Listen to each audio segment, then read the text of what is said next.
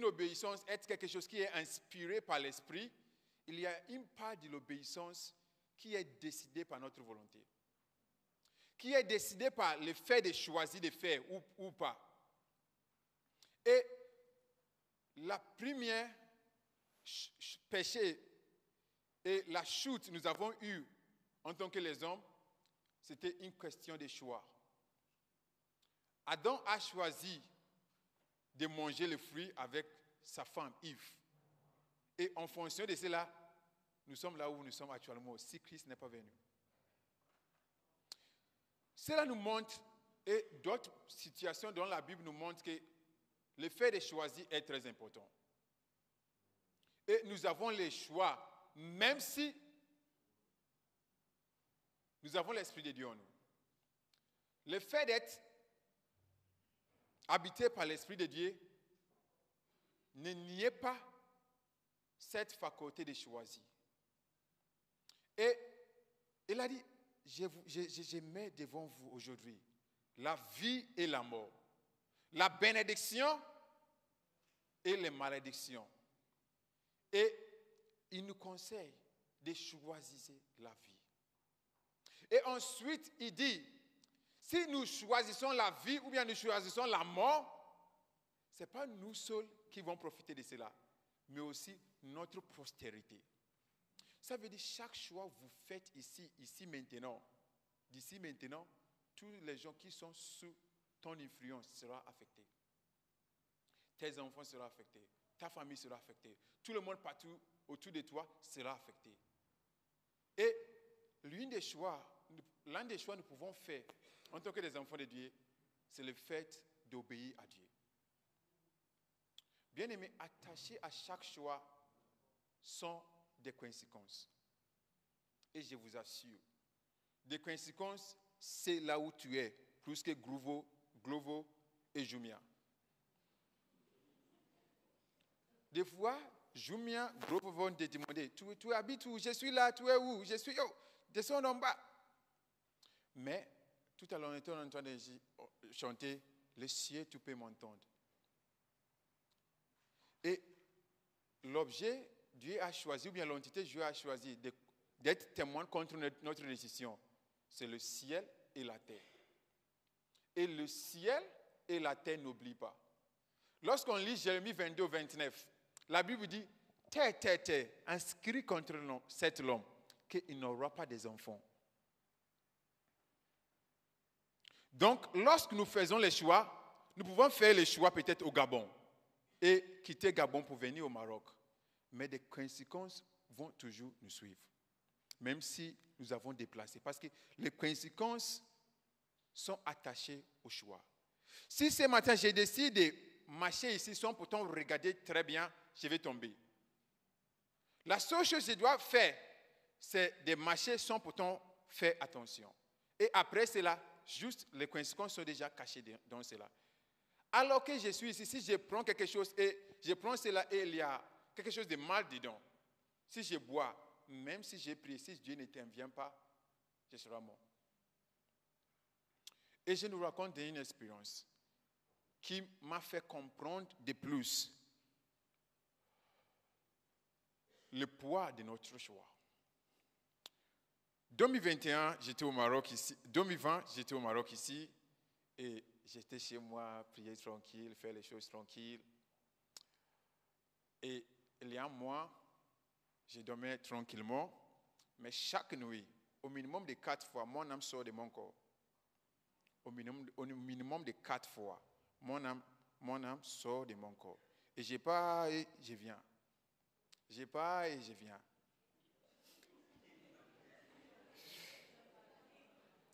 Et le fait de dormir, c'était très difficile pour moi. Parce que si je dors, je vais partir. Si je pars, je reviens encore. Et sur mon portable, j'ai presque 1100 contacts. 600, presque l'homme de Dieu et des prophètes. Je les ai appelés, j'ai envoyé le message à tout le monde. Que, voilà, lorsque je dors, je sors. Et ces gens-là m'ont dit, il y a qui a dit, non, c'est Dieu. c'est Dieu qui va te prendre pour partir quelque part pour t'enseigner quelque chose. Dieu dit non, ça c'est pas Dieu. Dieu ne fait pas les choses vite comme ça. Il y a certains aussi qui disent non, c'est le diable. Il y a certains aussi qui disent non, je ne sais pas. On va observer. Et on a fait tout ce que nous pouvons faire. On a prié, le prophète priait, l'apôtre priait, tout le monde prie. Mais en ce moment-là, on a fait tout. Mais alors que j'ai prié, alors qu'on jeûne, chaque nuit, l'âme doit sortir. Et mon esprit toujours me témoigne que c'était la mort. Ce n'est pas je pense, je sais que c'était la mort. Si j'ai parti, si je n'ai pas revenu, c'est tout. On va m'enterrer. Et après avoir prié avec beaucoup de gens, après avoir interprété cela avec beaucoup de gens, on n'a pas pu décoder qu'est-ce qui est en train de passer. En ce moment-là, j'ai fait la décision que si je dois vivre, ça dépend de moi. J'ai fait quoi? Une nuit comme ça, je me suis assis et j'ai parlé à Dieu cœur à cœur, que Père, je sais, si je pars maintenant, je vais partir au ciel. Mais mon temps n'est pas fini sur la terre. Mon temps n'est pas fini. Je savais que si je pars au ciel. Mais mon temps n'est pas fini ici-bas. Et en fonction de cette décision, je suis en vie actuellement. Et beaucoup, ça c'est une expérience. Un jour aussi, je suis parti quelque part. Dès que je suis rentré là-bas, j'étais au Ghana chez moi. Quelqu'un m'a appelé, il y a un ami de nous qui est malade, est-ce que tu peux m'accompagner? J'ai dit, on va y aller. Lorsqu'on est arrivé là-bas, dès que je rentre là-bas, le Saint-Esprit me dit, Samuel, priez pour les gars. Parce qu'il va mourir. Et chez nous en Afrique, ou bien chez moi, laisse-moi être spécifique, chez moi au Ghana, si les gens meurent et si tu as joué un rôle quelque part, si tu as des médecins ou bien quelque chose, on va mettre tout sous toi. Donc j'ai dit non. Dans mon cœur, j'ai dit non, c'est pas moi. C'est pas moi. Et ensuite de plus, il était chez un homme de Dieu qui, dans les quartiers, on sait qu'il est grand. Donc moi, un jeune gars, je vais prier pour lui. Et la seule institution, c'est de prier pour lui qu'il reçoit Jésus. Donc, dès qu'on est rentré là-bas, l'homme de Dieu était en train de faire ses affaires. Moi aussi, j'étais en train d'observer. Je n'ai pas prié. Donc, l'homme de Dieu a fait tout ce qu'il avait. Il n'a pas pu régler les cas. Donc, on a pris, on a lui envoyé dans une église où on fait les choses avec des archanges, tout cela. Et j'ai un oncle qui m'avait dit un jour que Samuel, si on envoie quelqu'un là-bas, sache que la personne ne vivra pas. On a amené les gars là-bas parce que moi, je ne suis pas la famille, donc je vais juste accompagner. Et lorsqu'on a mis les gars là-bas, on a amené une huile. Moi, je n'étais pas malade, mais lorsque j'ai vu l'huile, j'ai failli tomber malade. On a utilisé l'huile. Devant moi, les gars est mort. Ça a pris de moi, j'ai prié avec le Saint-Esprit, ça a pris de moi. Mais c'est là aussi, c'est une fonction de les choix moi j'ai fait, la personne n'a pas pu vivre. Parce que j'ai dit, c'est pas moi. J'avais appelé beaucoup des hommes de Dieu pour venir prier pour lui, c'est pas moi. Parce que si j'ai prié pour lui, ensuite il est mort, on va dire c'est Samuel qui a joué le rôle, qui a prié pour lui. Mais je nous raconte ces deux histoires pour concrétiser le poids de nos choix. Combien plus nos choix peuvent avoir des influences sur nous-mêmes et aussi sur d'autres personnes. On a perdu cet ami parce qu'une personne a décidé de ne pas collaborer avec le Saint-Esprit. Et je suis en vie parce que j'avais fait une autre décision. Il a dit, je prends aujourd'hui contre vous le ciel et la terre. Et je vous conseille de choisir la vie afin que toi et ta postérité tout vivent. Bien-aimés, au-delà de nos prières, nos choix comptent de plus. Dans le jardin, Adam avait fait un mauvais choix. Et en fonction de ces mauvais choix, toute l'humanité sont shootées. Combien de choix nous sommes en train de faire actuellement qui peut nous coûter au-delà de ce que nous avons pensé? Et le fait d'obéir à Dieu, c'est un choix. Il y aura toujours la difficulté, il y aura toujours la complication. Mais je vous assure, au-delà d'obéir à Dieu, au-delà de prier, c'est un choix. C'est de choisir de faire. Parce que dans les marches d'obéir à Dieu, Dieu a une responsabilité dans cela. Et nous aussi, nous avons une responsabilité. Et lorsque Dieu nous parle, il a fait sa part. Et nous aussi, nous devons faire notre part de prendre l'action ou bien faire la décision qu'il nous faut de faire. On prie beaucoup. Mais combien de nos décisions alignent aux prières que nous avons faites? Et lorsque nous, peu importe qu'est-ce que nous prions, si nous choisissons mal, nous n'aurons pas le résultat, même si nous avons prié, même si nous avons jeûné. Même si nous prions avec les larmes.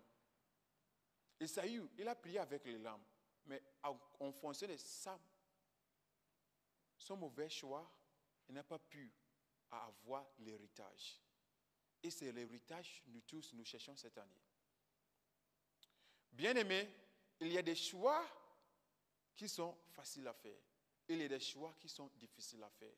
Et à chaque choix, nous devons attacher une diligence que ces choix méritent. Un choix qui peut te demeurer avec toi tout au long de la vie, par exemple, un choix de mariage, tu fais ces choix pendant une fête. Oui, on est parti en fait, oui, d'accord, je suis d'accord. Tout au long de ta vie, tu es d'accord pendant une fête, sans pourtant réfléchir sur ces choix. Et ensuite, lorsque le problème vient, c'est les gens qui prient, qui sont dans les ministères, qui souffrent. Mais vous n'avez pas analysé cela. Vous n'avez pas cherché les choses comme il faut. Parce qu'on est dans une fête, tu es dans les émotions, donc tu relâches et vous faites les choix. Mais ensuite, vous voyez que les choix que vous venez de faire, cela coûte plus que vous avez compté. Et nous aussi, on va vous conseiller que le divorce n'est pas le bon choix. Donc vous devez demeurer là-bas. Et Dieu va vous faire la grâce de, au minimum, avoir un bon conseil pour tes enfants. Parce que vous-même, vous n'avez pas pu faire le bon choix. Donc, et des fois, nous avons cette disposition à penser que les gens qui sont plus spirituels que nous, c'est parce que Dieu a choisi. Au-delà de Dieu a choisi, ces gens-là aussi ont choisi de servir à Dieu. D'aligner à sa volonté. Il n'y a aucun homme de Dieu qui est plus grand, ou bien qui tu sais, qui est en train de faire les impacts, qui n'a pas fait les choix. La révélation est venue à nous tous, mais il y a certains qui ont fait les choix, et il y a certains qui n'ont pas fait les choix. Il y a certains qui attendent que Dieu accomplisse. Mais Dieu veut que toi aussi tu accomplisses. Tu te poses dans l'action pour faire la chose, il nous faut les faire. Bien-aimé, la prière est très importante. J'ai prié avec beaucoup de gens, mais des fois, je vois que la prière que nous sommes en train de faire, ça ne mérite pas de faire. Parce que la personne a fait un choix et les conséquences sont en train de venir. Et il y a des conséquences que nous ne pouvons pas renverser. Parce qu'au-delà de prier pour vous aussi, ton choix, ta foi aussi doit collaborer avec ma foi. Mais en fonction de tes décisions, toi-même, tu ne crois pas que ça va marcher. Donc, ça ne marchera pas. Même notre maître Jésus, il a parti à Chorazin et Bethsaida, dans Matthieu 11, 21. Il a dit, Maléa Khorasan, Maléa Beshada, si les miracles qui étaient faits au milieu de vous étaient faits à Tyr et Sidon, ces gens-là vont repentir. Ces gens-là vont repentir. Ce matin, alors que nous sommes ici, il y a certains qui sont en train de faire les choix et ils sont en train de passer à côté de la parole de Dieu, nous sommes en train de partager actuellement. Combien de parmi nous sont là et sont en train de regarder les statuts WhatsApp, statuts Instagram?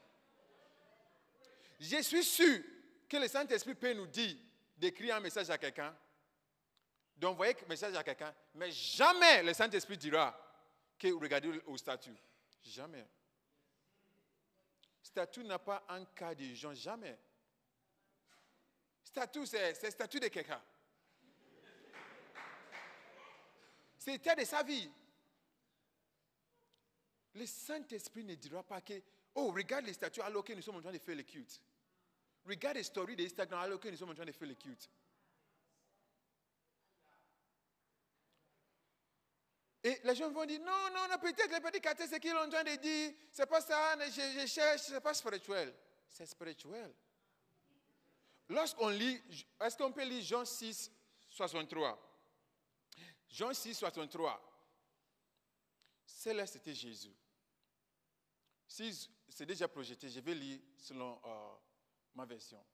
Il dit, les paroles que je vous communique sont esprit et vie. Le chapitre 64, il a dit, néanmoins, il y a certains parmi vous qui ne croient pas.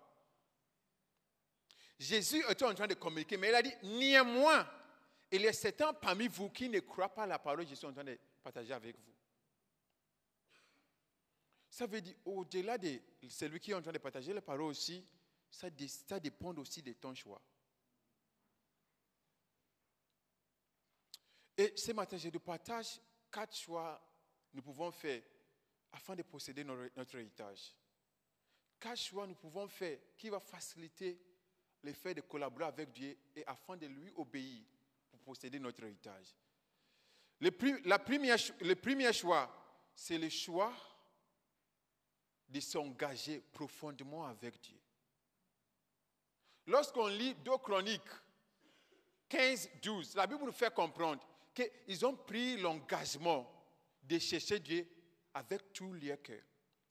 Josué 24, 15, la Bible dit, aujourd'hui, choisissez celui que vous allez servir.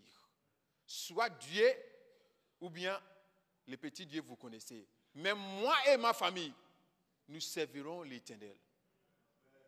Donc, au-delà d'être poussé par l'Esprit, c'est un choix. Engager profondément avec Dieu, c'est un choix. Ne pas engager profondément avec Dieu, c'est un choix. Et si les gens vont dire, non, j'ai fait tout. Mais vous avez fait tout. Vous savez que les gens à côté de toi qui sont assez spirituels que toi, pourquoi ne pas collaborer avec ces gens-là? Là, c'est lui qui marche avec les sages et sages. Donc, si moi-même, je n'arrive pas à tenir bon, je dois chercher quelqu'un qui peut aussi prier, ou bien qui fait les choses que j'aimerais faire, et m'attacher à cette personne, je serai apte à tenir ma spiritualité. Engager profondément avec Dieu, c'est un choix. Des fois, les gens disent, oh, je dors, mais lorsque je me lève le matin, je n'ai pas l'envie de prier.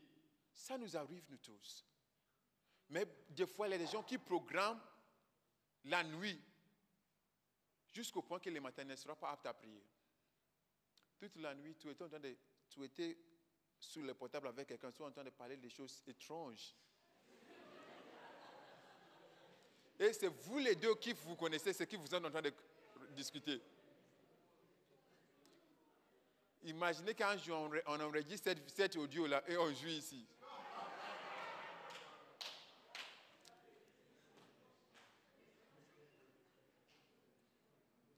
Un jour peut-être Dieu nous fera de grâce. Donc, vous avez programmé la nuit.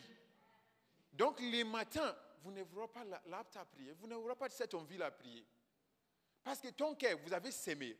Donc, les matins, ça commence à porter les fruits. Et lorsque vous êtes réveillé les matins, la seule chose, c'est en même temps écrire la même personne. pour continuer ce que vous avez commencé.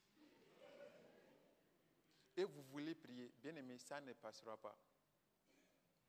Lorsque vous décidez d'engager profondément avec Dieu, ce choix ne se limite pas juste au fait de dire, Père, je m'engage avec toi. Je veux m'enraciner en toi. Je veux m'enraciner en toi, c'est un choix. Je veux m'enraciner en toi, c'est quelque chose qui exige de faire certaines décisions du quotidien qui va faciliter le fait d'obéir ou bien s'engager avec Dieu profondément. Et des fois, en fonction des choix que nous faisons le quotidien, c'est difficile à obéir à Dieu. Cette semaine, le Saint-Esprit m'a éclairé sur quelque chose. Chez nous à l'école, il y a une porte qui est proche de presque ma porte. Donc, mais cette porte, c'est une porte d'urgence. Mais c'est cette porte que j'ai utilisée presque tout au long des semestres. Comme si les portes est là, moi je suis là, donc je passe ici. Mais c'est une porte d'urgence. Et lorsque je dois prêcher, j'ai prié à Saint-Esprit que j'aimerais vivre cela avant de prêcher aux autres. Donc, lorsque je devais partir à la porte, le Saint-Esprit m'a interpellé. Tu es en train de désobéir à cela. Et vous cherchez de m'obéir. Comment? Donc, au quotidien, vous faites les décisions de désobéissance. Donc, lorsque la voix de Dieu vient vers vous, vous ne serez pas apte à obéir. Parce que votre cœur est formé à désobéir. Être assis, l'accueil dit être assis ici. Non, moi je vais derrière.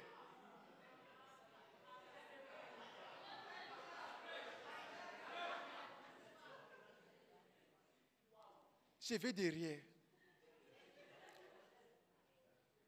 Non, je ne vais pas. Non, bien aimé, l'obéissance. Donc, vous êtes en train de former votre cœur. Donc, alors que vous rentrez dans l'église maintenant, votre cœur, la première action, c'est désobéissance.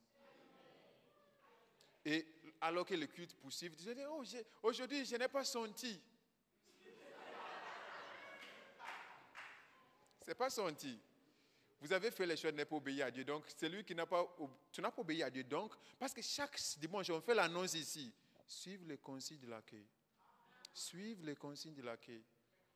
Mais vous, avec votre choix de quotidien, non. Et l'accueil aussi. Oh, oui.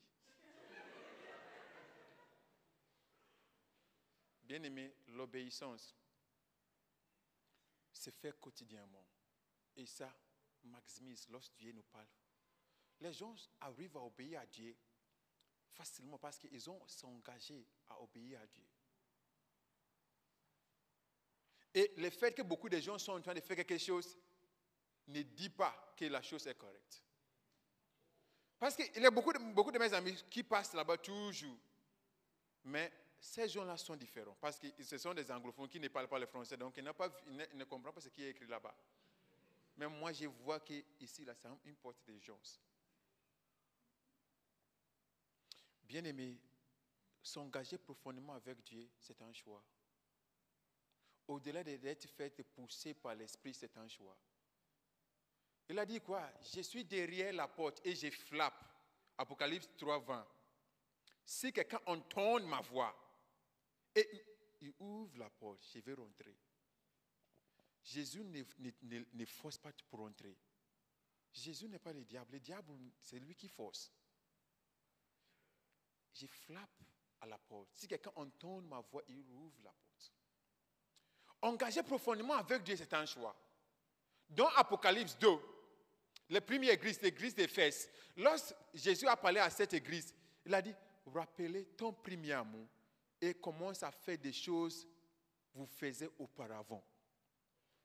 Si cela dépend tout juste de Jésus, Jésus va faire en sorte que ces gens-là fassent les choses qu'ils ont fait auparavant.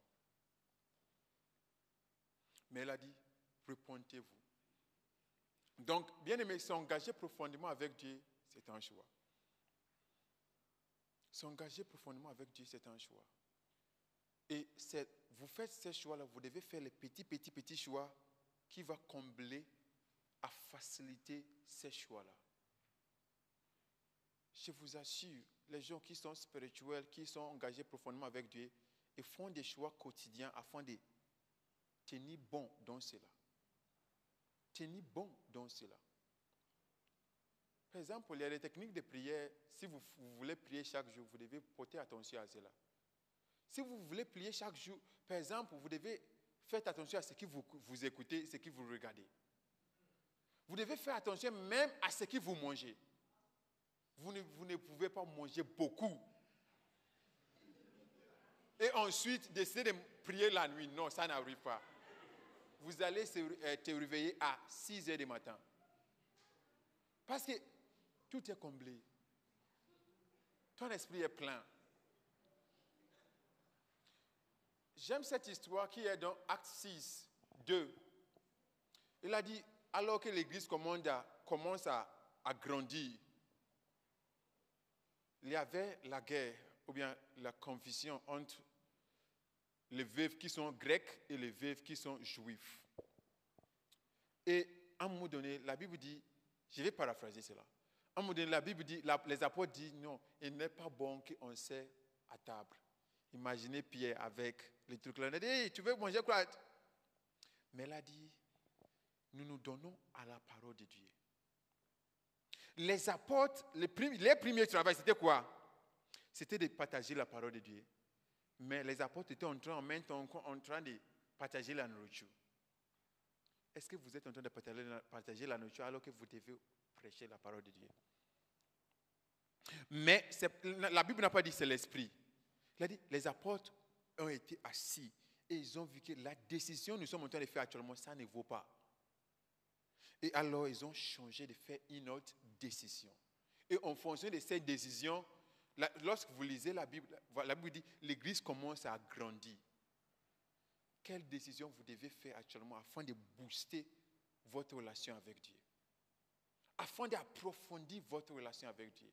Combien de gens, Dieu a dit, ne marche plus avec ces gens-là, mais vous marchez toujours avec ces gens-là. Combien de choses il a dit, ne faites pas, mais vous faites toujours.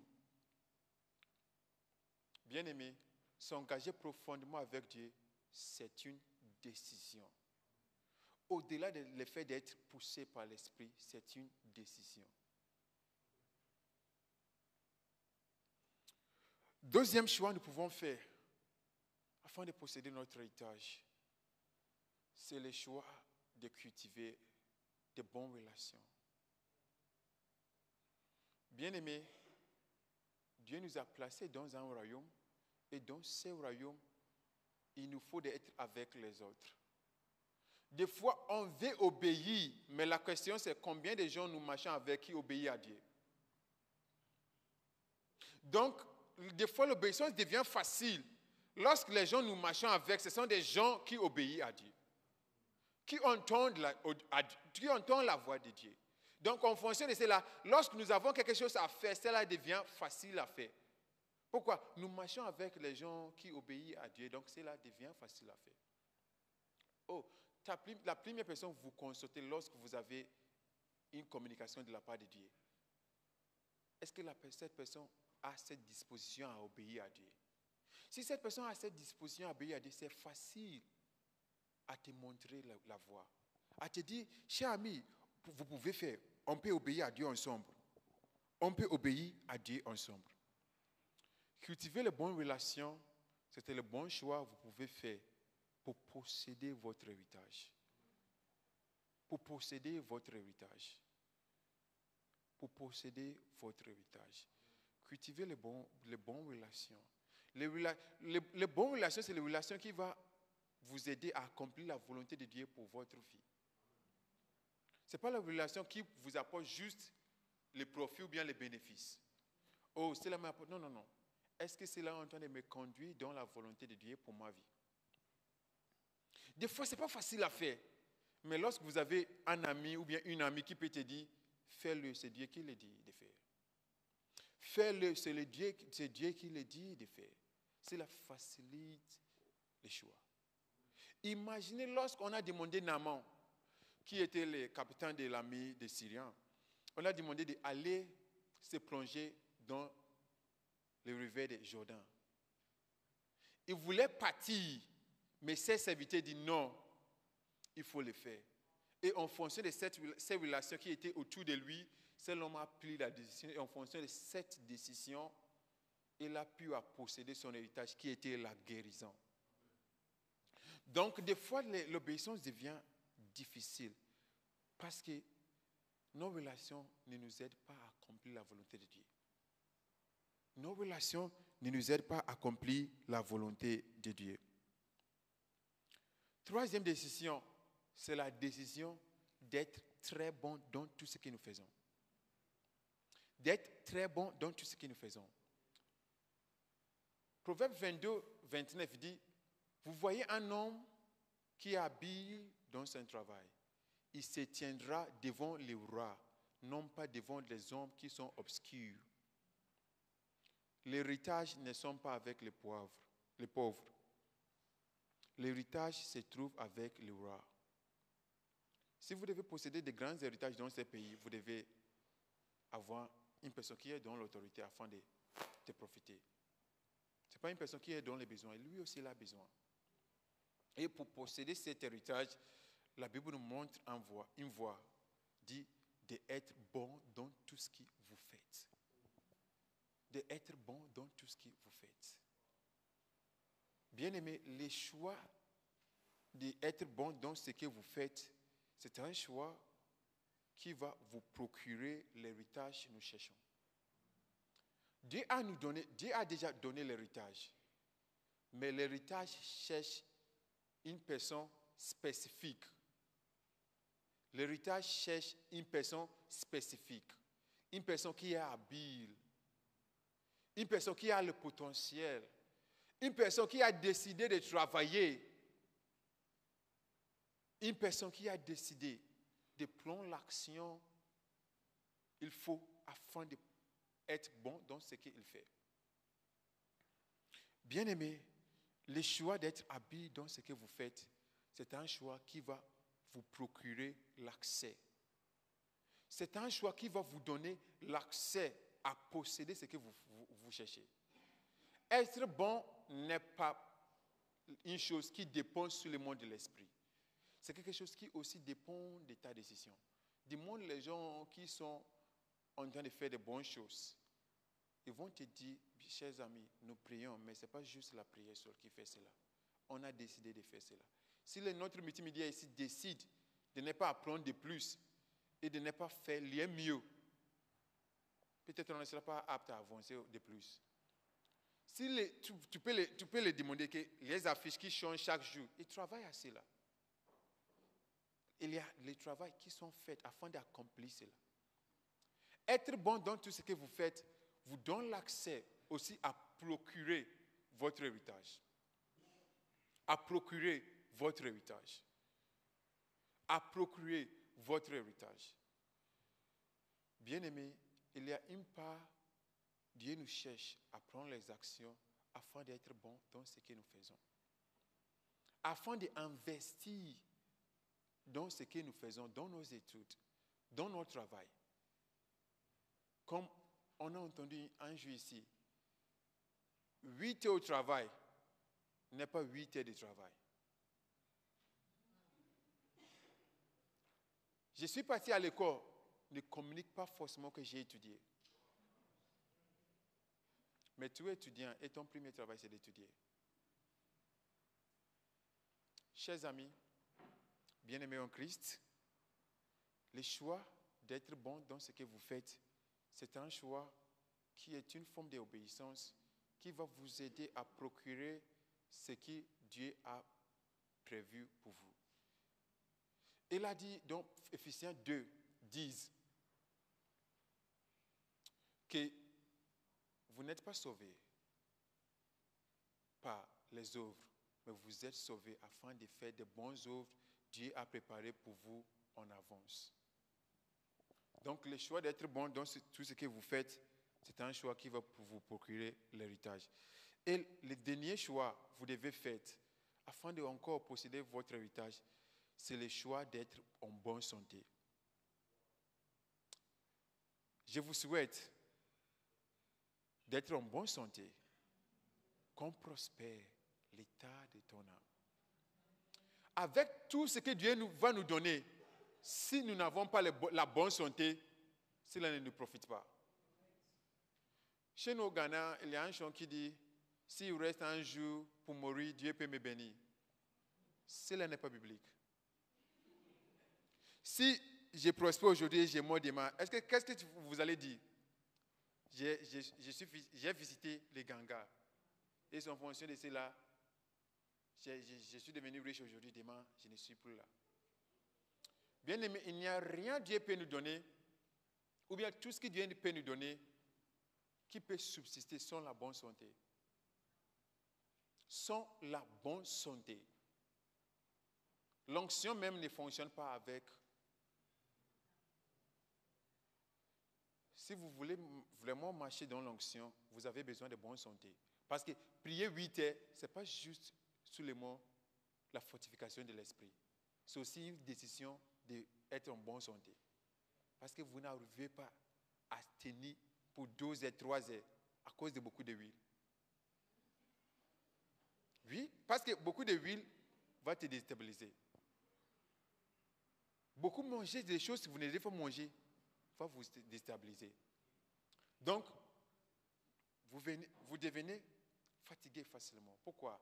Vous n'avez pas fait le choix d'être en bonne santé. Vous n'avez pas fait le choix d'être en bonne santé. Faites le choix de s'engager profondément avec Dieu. Faites le choix de cultiver les bonnes relations. Cela va faciliter l'obéissance. Faites le choix d'être bon dans ce que vous faites. Et faites le choix encore de plus d'être en bonne santé. D'être en bonne santé. Il y a des prières que nous faisons actuellement. Si nous avons choisi d'être en bonne santé, cette prière nous ne faisons pas. Il y a les maladies que nous avons actuellement. Si nous avons décidé d'être en bonne santé, cette maladie nous n'aurons pas. Il a dit, je souhaite. Il n'a pas dit, vous serez. Je souhaite. Vous avez une responsabilité par rapport à cela. Être en bonne santé, c'est une responsabilité aussi de votre part. La Bible dit, celui qui ne travaille pas ne mange pas. Mais vous ne travaillez pas à la maison 24 sur 24, vous êtes en train de toujours manger. Cela peut vous procurer beaucoup de maladies. Jusqu'à là, je cherche. Les jours, je vais trouver quelqu'un qui est un gourmand, qui est très intelligent. Je n'ai pas trouvé jusqu'à là. Parce que la nourriture a des effets. La nourriture a des effets.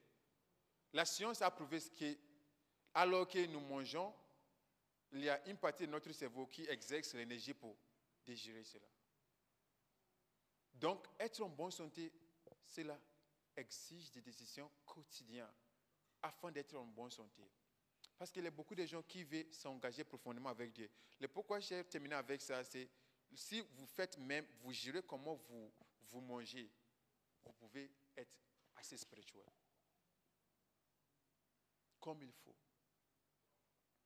Dieu veut que nous soyons en bonne santé.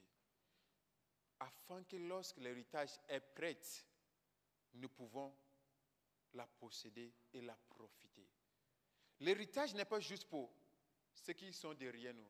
L'héritage aussi est pour nous aussi. À chaque fois que nous lisons la Bible, il dit « si ». À chaque fois que nous voyons le mot « si », ça veut dire nous devons faire une décision. Et ce matin, une décision que nous pouvons faire, c'est Josué 24, 15. Josué 24, 15. Josué 24, 15. Si le multimédia peut projeter cela pour nous. Josué 24, 15. Ok, nous tous, est-ce qu'on peut lire? Si vous ne trouvez pas bon de servir l'Éternel, choisissez aujourd'hui.